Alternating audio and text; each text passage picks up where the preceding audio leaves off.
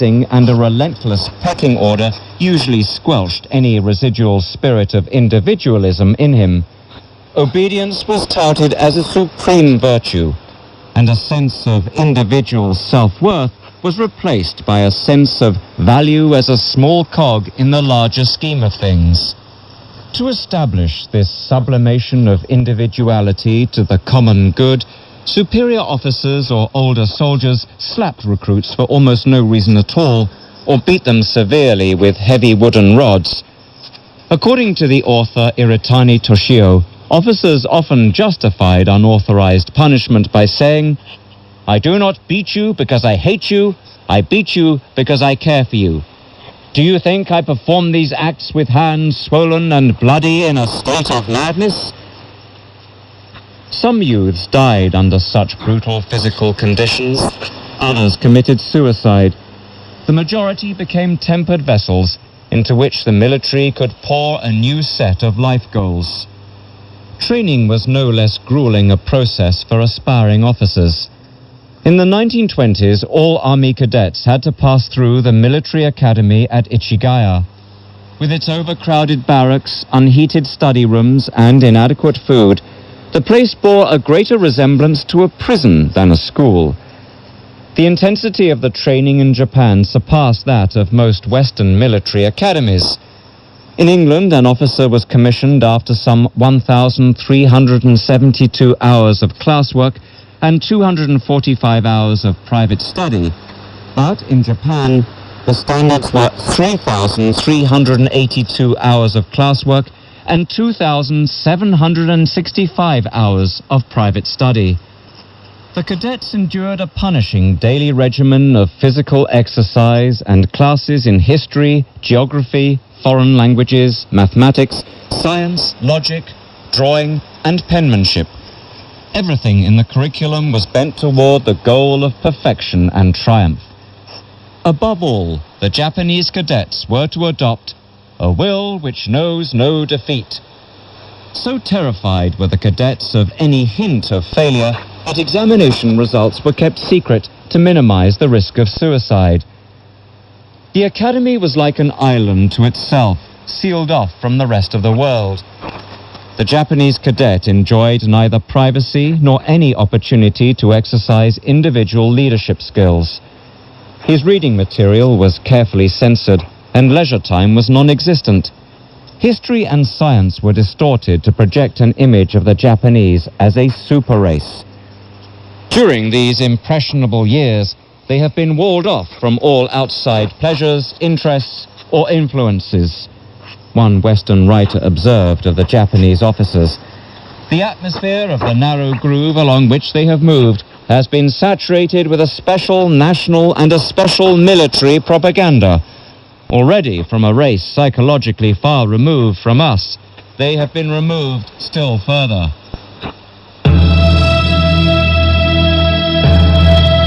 You're listening to A Light on Literature, CRI's presentation of outstanding literature about China.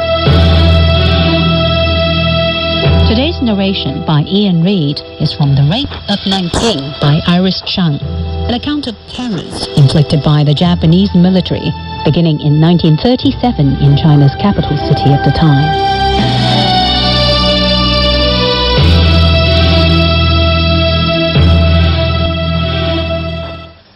In the summer of 1937, Japan finally succeeded in provoking a full-scale war with China.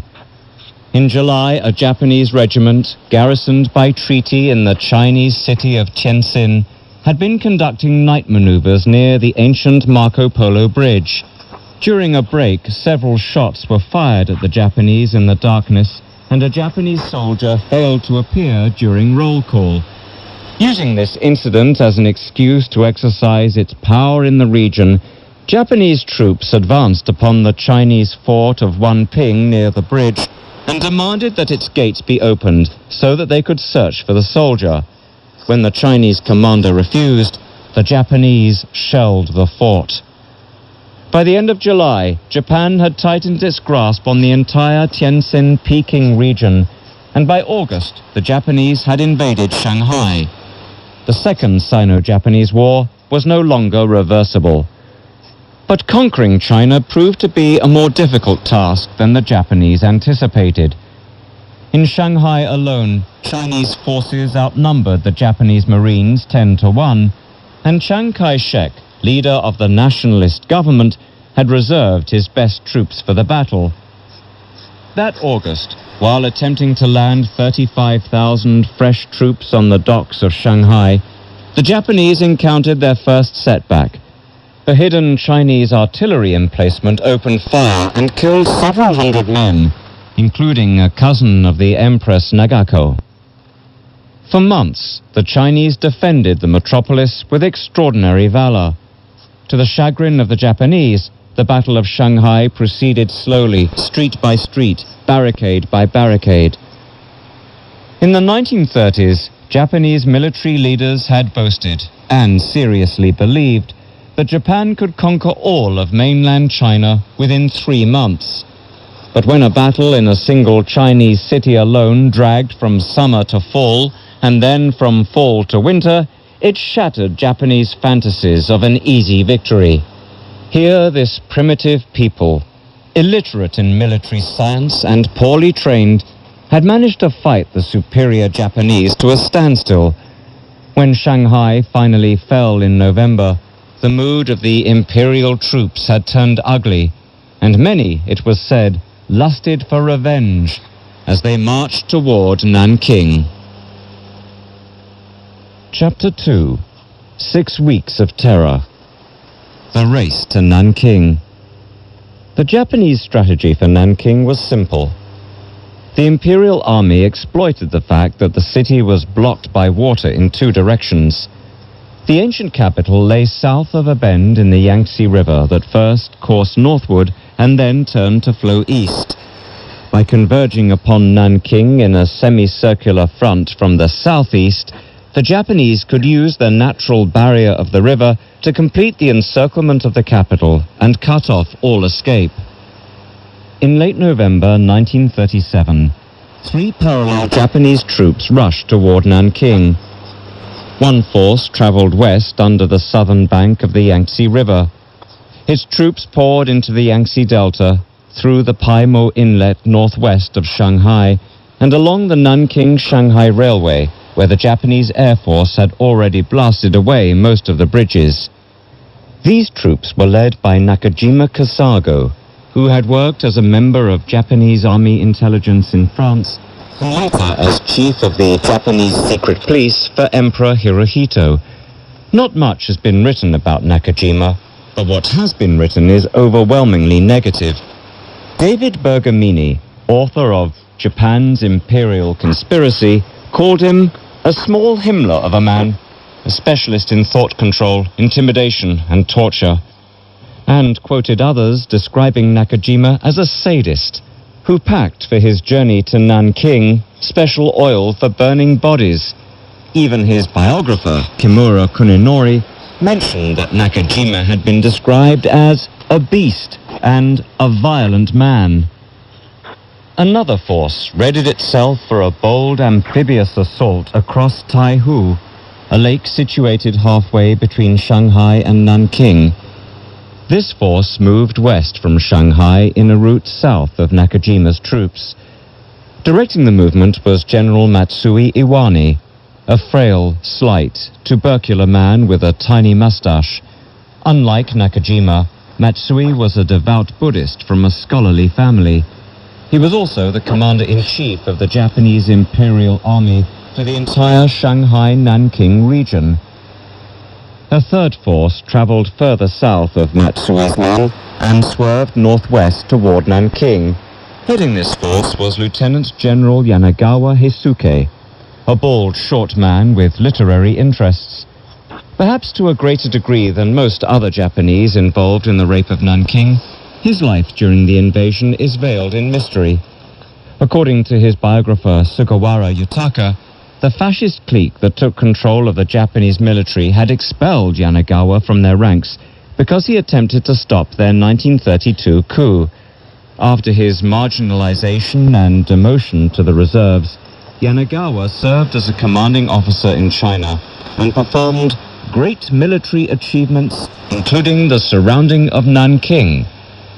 But the military withheld his name and photograph from publication at the time. Thus Yanagawa was known to many in Japan as the Masked Shogun. Little was spared on the path to Nanking.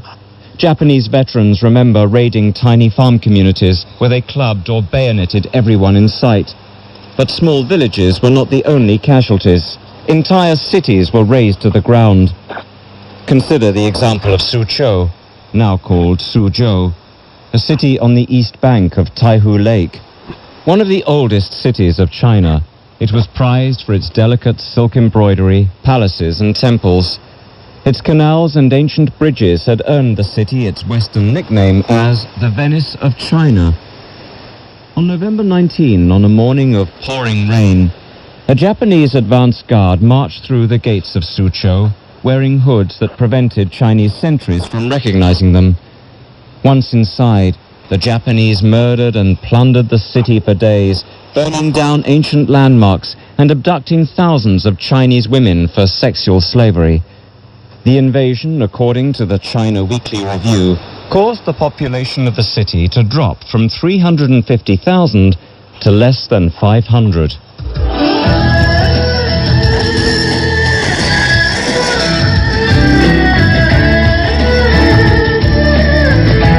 And that was episode 4 of The Rape of Nanking, written by Iris Chung, narrated by Ian Reid, and brought to you on China Radio International. Join us next time in A Light on Literature as the Japanese military carries out its kill all captives policy. And if you missed anything, be sure to check out our website at www.crienglish.com and click the link for A Light on Literature.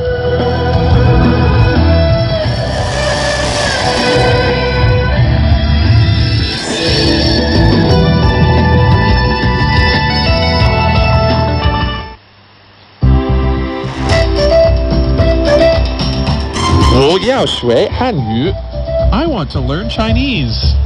其实并不难 It can be 欢乐汉语 Chinese Studio.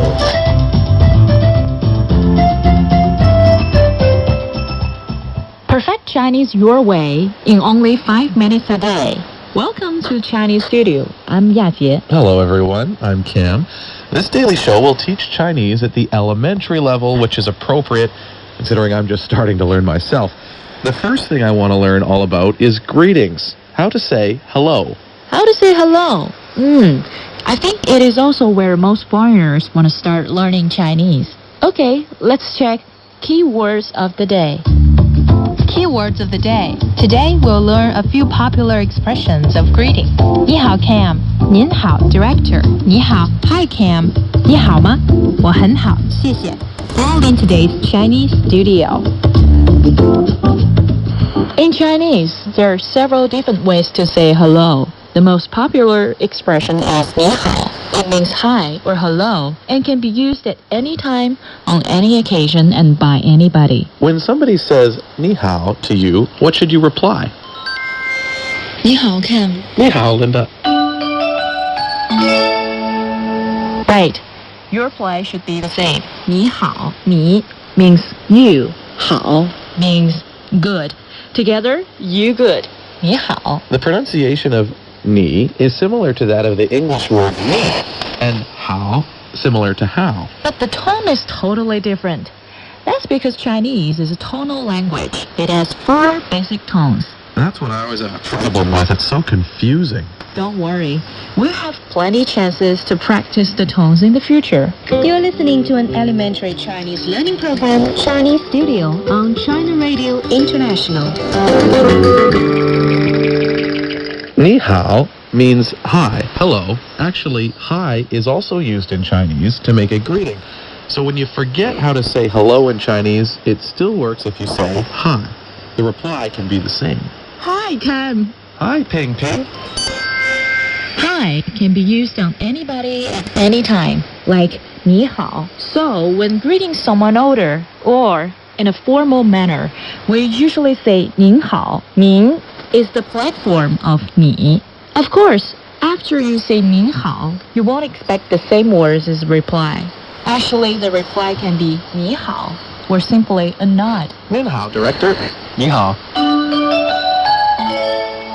If you want to greet somebody you have already known, you can also say 你好吗. Remember, like the English expression, how are you, it's only used on acquaintances. 你好吗? How are you? It's 你好 plus 吗, like a question mark. 吗 is a sign of a question in Chinese. In reply to 你好吗, we usually say 我很好, I'm very well. 我 is I. 很 means very, and 好 is good. So word for word, 我很好 means I, very good. 你好吗, 雅姐? 我很好，谢谢. Thank you. 谢谢. Keywords reminder. Hi, 你好 is the most popular greeting that can be used in any time, on any occasion, and by anybody. 您好 also means hello. It's a more polite expression you can use when meeting someone older. 你好吗 is what you can use on somebody you have already known. In fact, there are in China some special ways to say hello, which may confuse us foreigners if we don't know the local culture. Yes, for instance, 你吃了吗? Have you eaten?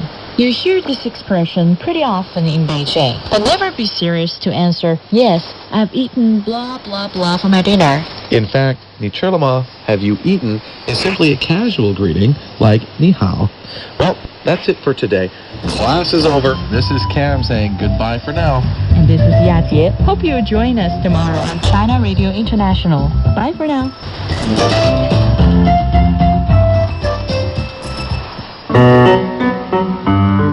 Send your answer to the following email address, chinese@cri.com.cn.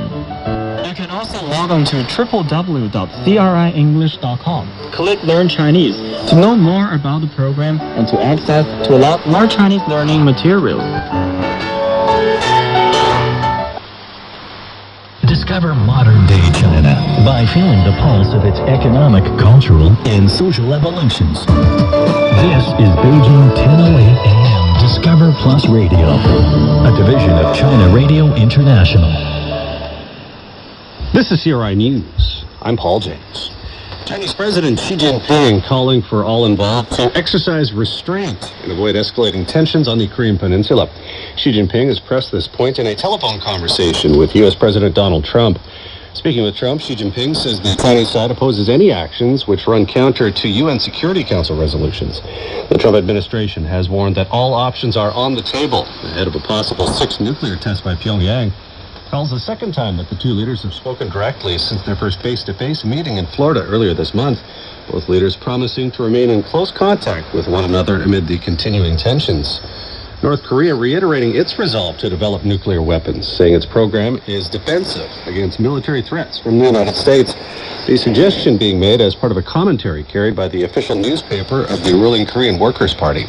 The article also warns of the danger the U.S. is creating on the Korean Peninsula by sending an aircraft carrier strike group to the region. U.S. officials say the USS Carl Vinson continues to steam toward the Sea of Japan in an attempt to check attempts by North Korea to conduct more nuclear and missile tests. North Korea vowing to retaliate with nuclear weapons if the U.S. launches strikes against it, and has also threatened to attack the Carl Vinson directly. Commentary being published today ahead of the founding anniversary of the North Korean military. Speculation running high that Pyongyang may be preparing to conduct a nuclear or missile test to mark the occasion. It's been announced Chinese State Councilor Yang Jiechi will visit Cambodia later this week. As part of the visit, Yang Jiechi will co-host a China-Cambodia Intergovernmental Coordinating Committee meeting with Cambodian Deputy Prime Minister Hornam Hong. During his time in Cambodia, Yang Jiechi will also meet with King Norodom Sihamoni and Prime Minister Hun Sen. The CPC's anti-graft division reporting close to 4,000 officials hit with punishments this past month for violating the party's austerity rules.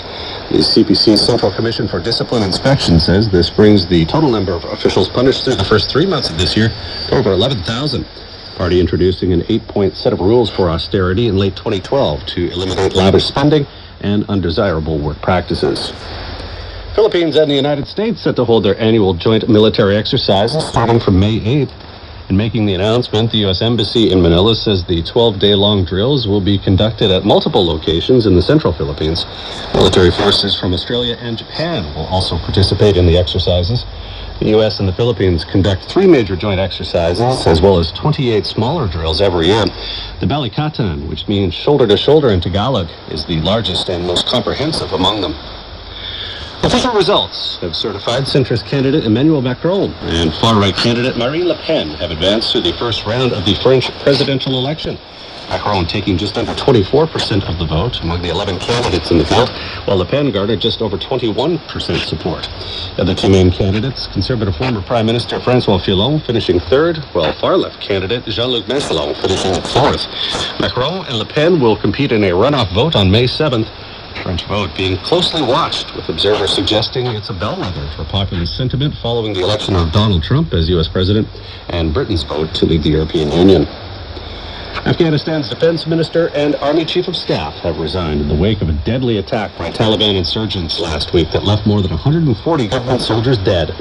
The office of President Ashraf Ghani has confirmed the resignation, saying Defense Minister Abdullah Habibi and Army Chief of Staff Qadam Shah Shaheen have stepped down with immediate effect. Their departure also followed Friday's attack on an army base in northern Afghanistan, which saw 10 Taliban fighters gain access to the base dressed in army uniforms. After passing through numerous checkpoints with seemingly authentic identification, the group attacked a mosque on the base as soldiers were finishing up their morning prayers. In the end, 7 of the attackers were shot down, while 2 others detonated their suicide vests. One attacker was captured before he could detonate his suicide vest.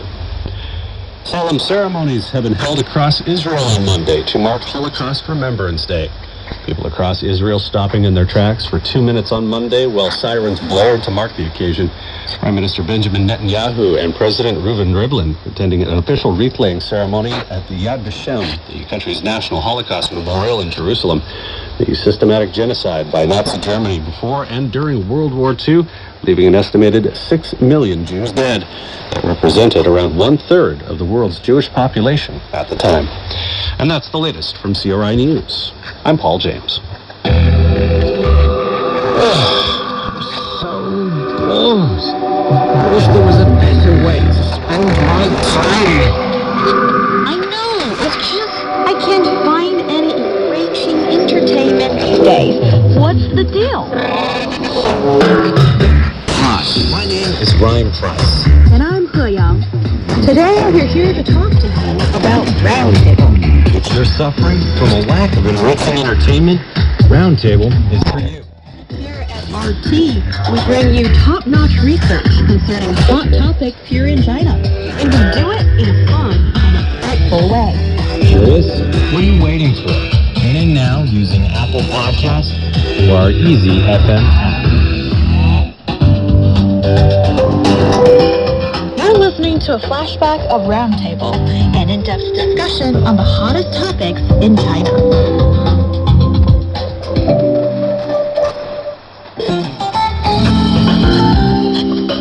Hello, everybody. Welcome to Roundtable, coming to you live from Beijing. That sounds a little bit familiar, I bet ya. Yes, you are here. You've made it.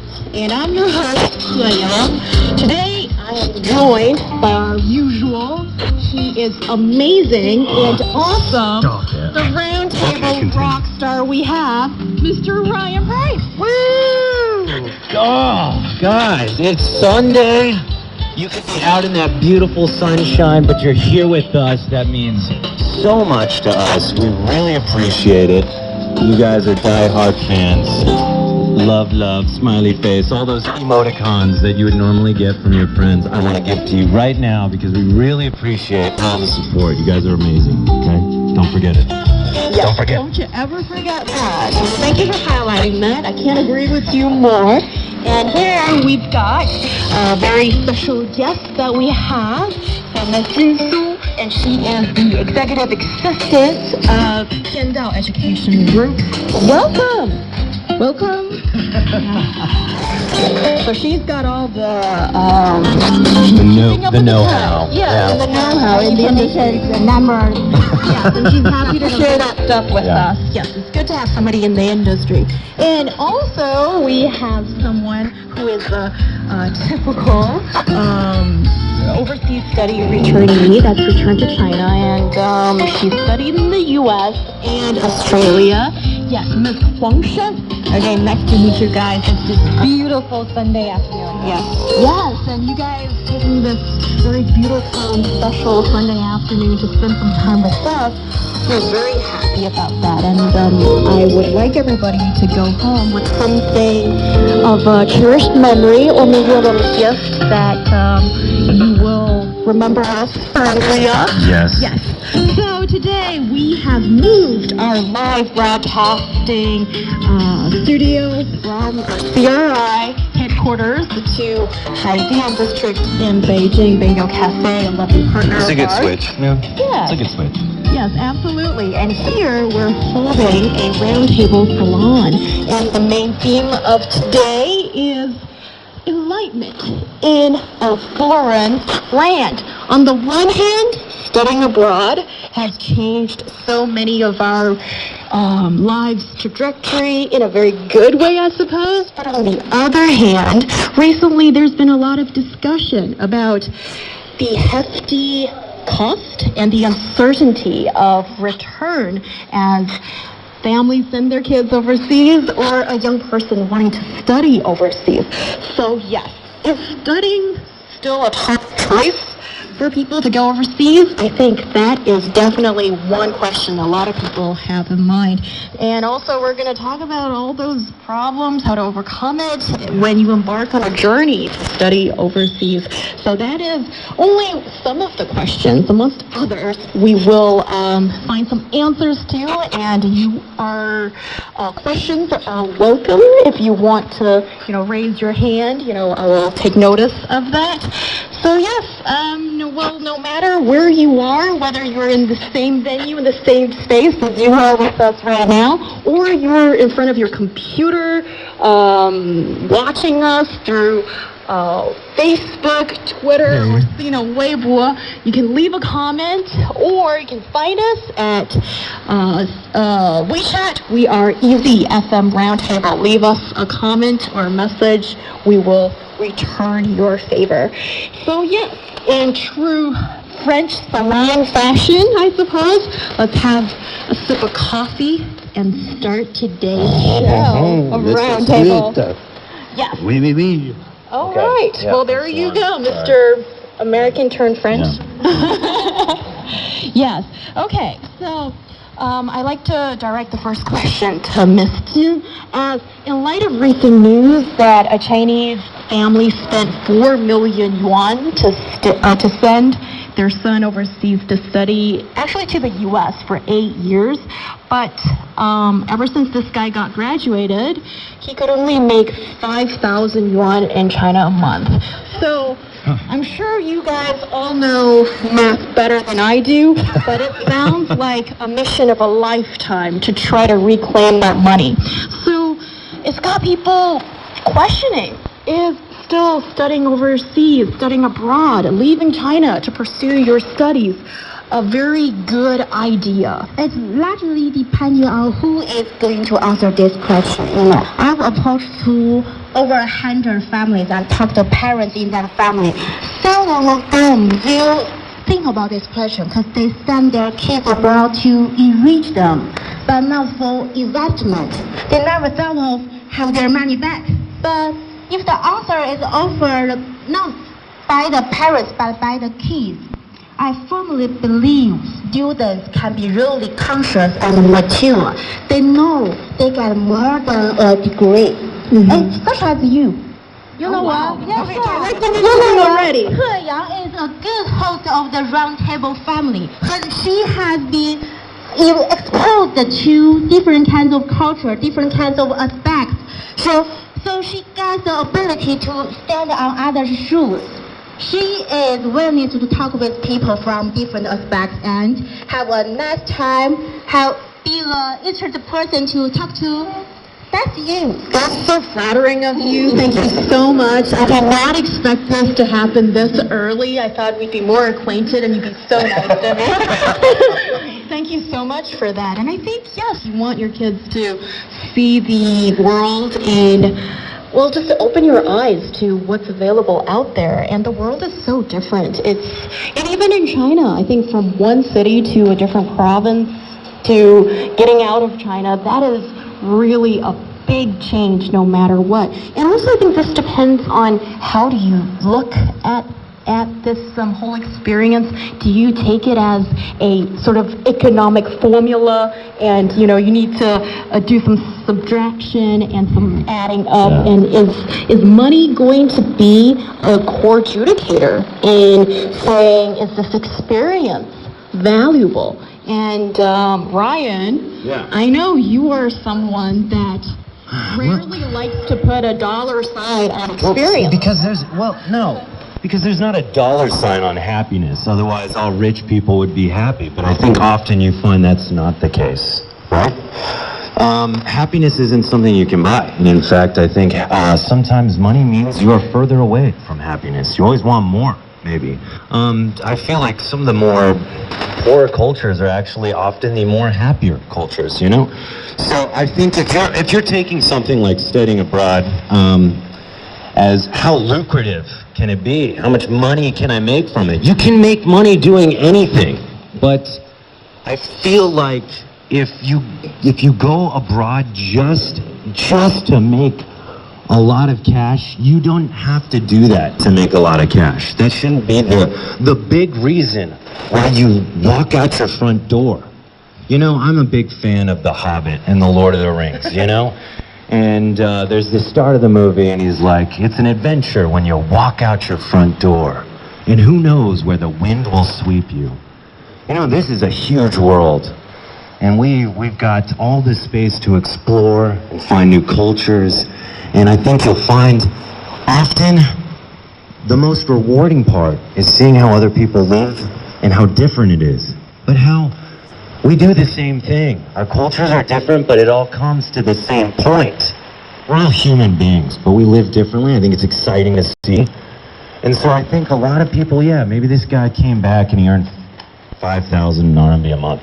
I could say there's probably a guy who interned at Google while he was studying in the US and probably makes a lot of money, okay? There's all kinds of there's a huge spectrum here of what you can make going overseas, for sure. You're just looking maybe at this one guy, but I could say, there's another guy that makes a lot of money. I think it's up to the person, but at the same time, it's the experience. I think that's really important. Yeah, I think experience is certainly one key word I hear a lot from you, and I love it that